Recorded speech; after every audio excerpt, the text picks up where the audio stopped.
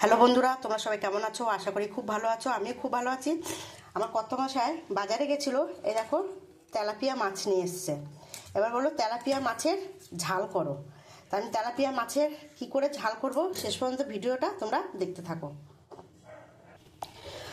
আমি একটুখানি নুন দিয়ে দেবো, আমি হলুদ দিয়ে দেবো। আমি মাছটা খুব ভালো করে মেখে নেব। আমার তেলটা গরম হয়ে গেছে, আমি এবার মাছটা দিয়ে দেবো। আমি মাছগুলো লাল লাল করে আমি ভেজে নেব।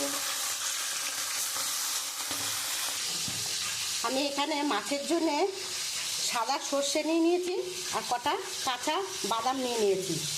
আমি এই সর্ষে বাদামটা একসঙ্গে বেটে নেবো। আর এখানে 3টে কাঁচা লঙ্কা নিয়ে নিয়েছি। দেখো বন্ধুরা, আমার মাছ ভাজা হয়ে গেছে, এবার আমি তুলে নেব।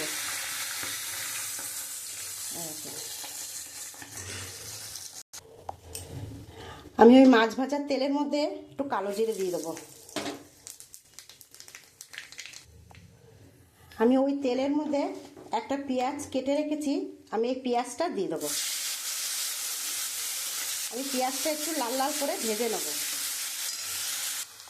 আমি পেঁয়াজটা লাল লাল করে একটু ভেজে নিয়েছি। এবার আমি পরিমাণ মতন একটু নুন দিয়ে দেবো, একটু লঙ্কার গুঁড়ো দিয়ে দেবো,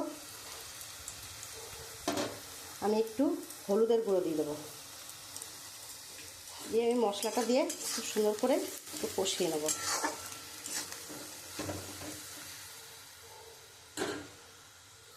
আমি সর্ষে আর বাদামটা যে বেটে রেখেছি, আমি এটা এখন দিয়ে দেবো।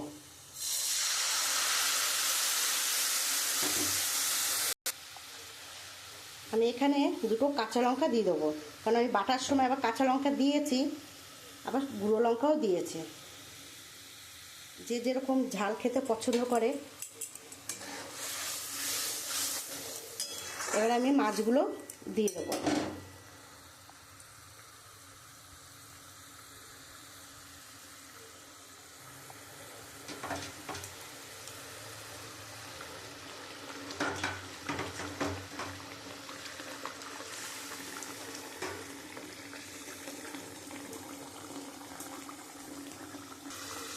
দেখো বন্ধুরা, আমার মাছের ঝালটা হয়েই এসছে, এবার আমি নামিয়ে দেবো।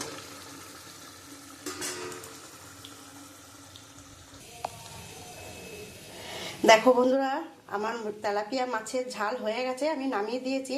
আমার যদি এই রান্নাটা তোমাদের ভালো লাগে তাহলে একটা লাইক কমেন্ট শেয়ার করে দিও। আর যারা ইউটিউব থেকে দেখছো আমার চ্যানেলটাকে সাবস্ক্রাইব করে দিও। আর যারা ফেসবুক থেকে দেখছো পেজটাকে ফলো করে দিও। আর তোমরাও এরকমভাবে বাড়িতে খেয়েও, আশা করি খুব ভালো লাগবে।